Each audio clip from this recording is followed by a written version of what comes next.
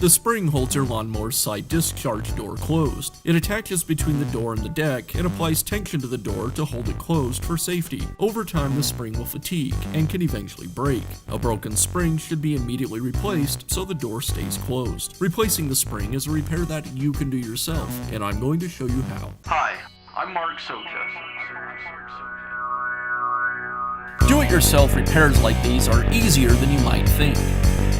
From lawn machines to cordless drills, kitchen mixers, Outdoor grills. our how-to videos walk you through each repair from start to finish. So doing it yourself means never having to do it alone. Let's get started. I'll begin by removing the hinge pin from the door. I'll use a punch and hammer to get the pin started. Then I'll use needle nose pliers to pull the pin free.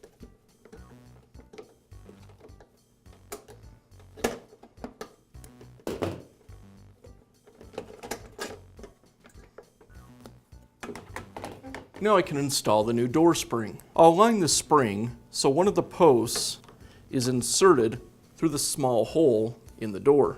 I'll align the door hinge with the hinge bracket on the deck.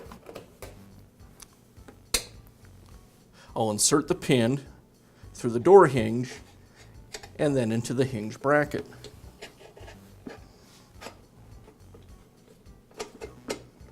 Now I need to pull the other leg of the hinge out and on top of the deck.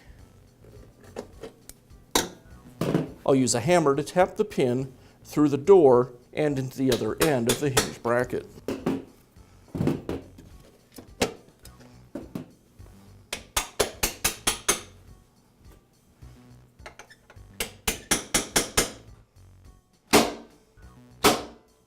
Be sure to check back often for new videos and expert advice. If you found this video helpful, give us a thumbs up And leave a comment.